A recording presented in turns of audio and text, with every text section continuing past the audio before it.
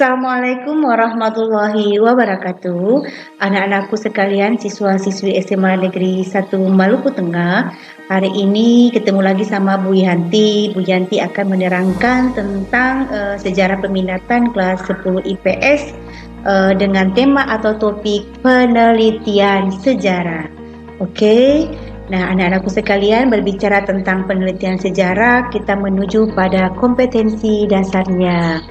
Oke, nah kompetensi dasar yang akan kita bahas pada kesempatan ini adalah memahami langkah-langkah penelitian sejarah, heuristik, kritik, verifikasi, interpretasi, eksplanasi, dan penulisan sejarah atau yang biasa disebut dengan historiografi. Oke, Ibu ulang lagi. Ini kompetensi dasar kita atau kompetensi perampingan yang kita sekarang belajar di masa pandemi ini adalah memahami langkah-langkah penelitian sejarah, heuristik, kritik, verifikasi, interpretasi, eksplanasi, dan penulisan sejarah atau historiografi. Oke, anak-anakku sekalian. Nah, langkah-langkah penelitian sejarah mulai dari pemilihan topik. Ya, pemilihan topik ini mulai dengan pendekatan emosional dan pendekatan intelektual. Kemudian kita menuju kepada tahapan yang kedua adalah heuristik. Apa itu heuristik? Heuristik adalah pengumpulan data, baik itu sumber primer maupun sumber sekunder. Kemudian kita naik lagi kepada tahapan berikutnya adalah kritik.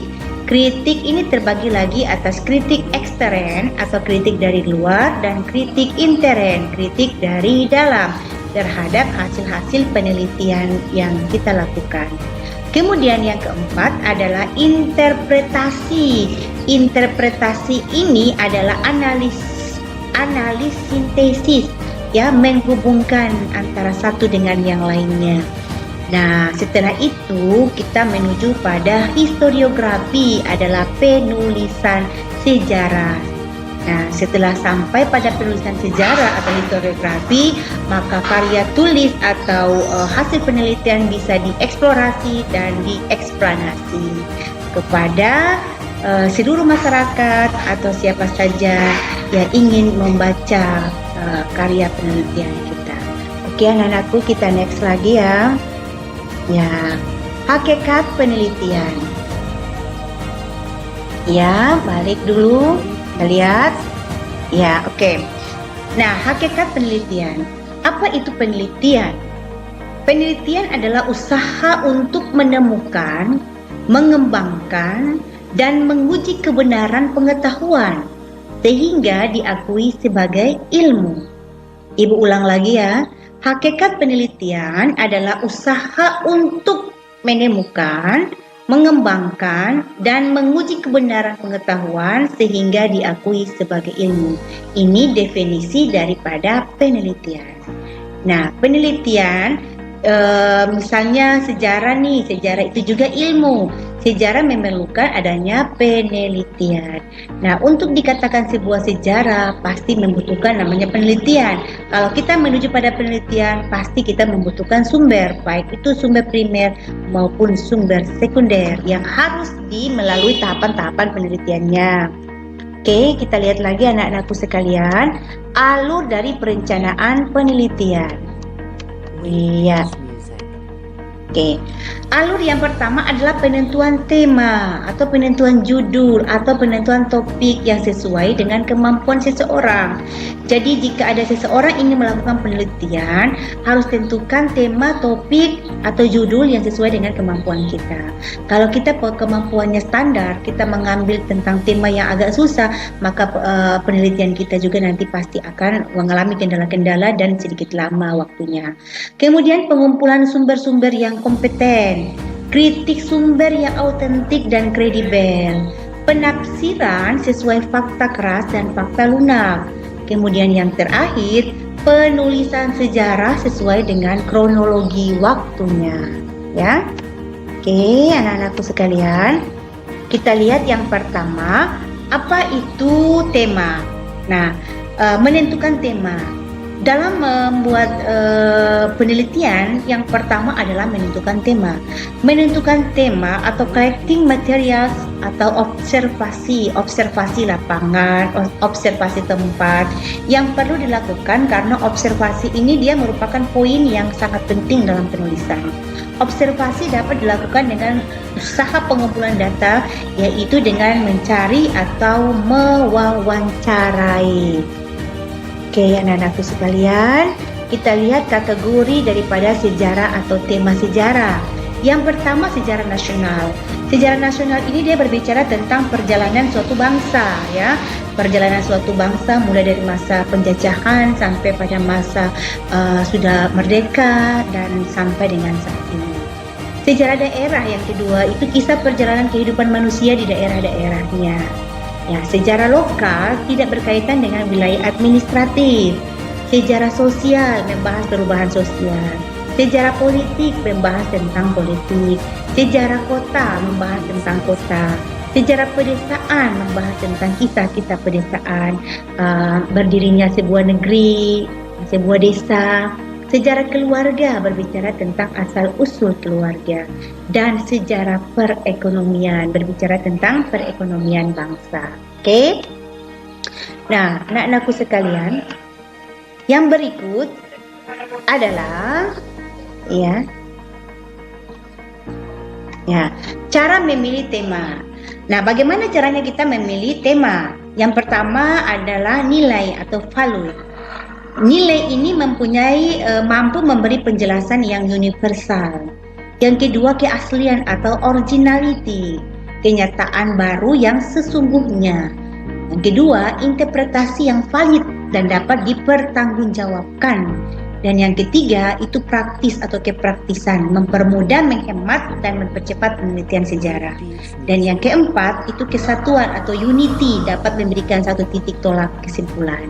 Oke, ini cara-cara kita untuk memilih tema sejarah. Jadi yang pertama itu nilainya, keasliannya, kepraktisannya, dan kesatuannya. Oke, anak-anakku, kita next lagi ya. Bisa lihat di sini. Nah, ya. Ada dua hal yang perlu dipertimbangkan dalam memilih tema sejarah. Pendekatan emosional jika peneliti tinggal di daerah penelitian, dan kedekatan intelektual peneliti mengambil tema yang dekat dengan kemampuan keilmuannya. Kita mengenal 6 W, ya, why, how, who, what, where, when. 5 W, 1 H. 5 W, 1 H. Why, what, how, where, who, dan when. Ya, itu yang harus kita lihat dalam pemilihan tema. Oke, yang berikut. Nah, ini langkah-langkah dalam penelitian sejarah. Yang pertama adalah heuristik. Apa itu heuristik? Heuristik adalah tahap mencari dan mengumpulkan sumber-sumber sejarah, baik sumber benda, sumber tulisan, maupun sumber lisan. Pada tahap ini, sejarawan melakukan observasi terhadap objek sejarah yang berkaitan dengan peristiwa sejarah yang akan ditulisnya. Ya, jadi penelitian sejarah yang pertama, pengumpulan data, mencari dan mengumpulkan sumber, itu yang disebut dengan heuristik. Baiklah anak-anakku sekalian, kita masuk pada langkah penelitian sejarah. Yang pertama itu adalah heuristik. Tahapan heuristik ini adalah mencari dan mengumpulkan sumber-sumber sejarah, baik sumber benda, sumber tulisan, maupun sumber lisan. Nah, pada tahapan ini, sejarawan harus melakukan observasi terhadap objek sejarah yang berkaitan dengan peristiwa sejarah yang akan ditulisnya. Oke, kita next anak-anakku. Ya, yang kedua, heuristik. Ya, heuristik atau pelacakan dan pengumpulan sumber. Asal kata heurisken Yunani dan memperoleh arti satu proses pencarian dan pengumpulan sumber-sumber untuk merekonstruksi sejarah. Sumber sejarah adalah kenyataan dan kegiatan jejak atau jejak kegiatan masa lampau manusia di masa lampau. Oke, nah anak-anakku sekalian, yang berikut sumber berdasarkan bentuknya. Kalau kemarin kita sudah berbicara tentang sumber sejarah. Nah, hari ini sumber yang berupa benda atau artefak, sumber lisan, sumber sejaman, sumber lisan dari saksi mata yang mengalami atau sejaman dengan peristiwa sejarah. Sumber lisan tidak sejaman atau tradisi lisan. Dan sumber tertulis. Oke, baiklah anak-anakku sekalian. Kita lihat sumber berdasarkan asalnya. Ya, 1 sumber primer, 2 sumber sekunder, dan 3 sumber tersier. Sumber primer adalah sumber yang didapat dari orang pertama yang mengalami peristiwa tersebut, yaitu saksi mata. Sumber kedua adalah kesaksian dari orang yang tidak ikut hadir saat peristiwa itu terjadi. Sumber ketiga adalah keterangan tulisan dokumen yang didapat bukan lagi dari orang pertama. Oke, baiklah anak-anakku. Kita lanjut lagi. Yang ketiga, bagaimana cara mendapatkan sumber sejarah? Ya, yang sumber sejarah, untuk mendapatkan sumber sejarah, yang pertama kita pergi ke perpustakaan, yang kedua ke kantor arsip, yang ketiga ke museum, yang keempat ke studi lapangan, dan yang kelima wawancara dengan para pelaku sejarah atau saksi sejarah atau siapa saja yang berkaitan dengan peristiwa sejarah yang akan kita teliti. Oke, baiklah anak-anakku sekalian. Langkah penelitian yang kedua adalah kritik. Nah, kritik melakukan pengujian terhadap sumber-sumber sejarah yang ditemukan untuk menentukan layak atau tidaknya sumber tersebut. Biasa dipakai sebagai bukti dari peristiwa sejarah yang akan ditulis. Kritik terdiri dari 2, kritik intern atau kritik dalam dan kritik ekstern. Kritik intern ini adalah kritik terhadap isi materi dari sumber sejarah. Sedangkan kritik intern adalah kritik terhadap keaslian benda dari sumber sejarah. Oke, baiklah anak-anakku. Tahapan yang ketiga adalah verifikasi atau kritik sejarah. Verifikasi di dalam sejarah memiliki arti pemeriksaan terhadap kebenaran laporan tentang suatu peristiwa sejarah. Verifikasi diperlukan untuk meneliti kembali data-data atau laporan-laporan dari suatu peristiwa yang telah terjadi, ya anak-anakku. Kemudian kita lihat lagi. Nah, ini kritik ekstern dan kritik intern. Kritik ekstern, uji autentitas. Kritik ekstern atau kritik terhadap keaslian dari sumber sejarah yang ada, ya. Kritik intern atau uji kredibilitas. Kritik intern ini kritik terhadap isi dari suatu peninggalan sejarah seperti isi prasasti, isi kitab kuno, isi dokumen, dan sebagainya. Uji kredibilitas dimaksudkan untuk mencari tahu kebenaran sumber-sumber sejarah. Ya, baiklah anak-anakku, Ibu next ya. Kemudian langkah penelitian yang ketiga, interpretasi ya. Kita lihat di sini. Tahapan melakukan penafsiran terhadap isi dari sumber-sumber sejarah yang telah dipilih, baik yang tersurat maupun yang tersirat, dan diperlukan daya imajinasi terhadap masa lampau. Oke, kita lihat yang berikutnya, interpretasi atau penafsiran sejarah.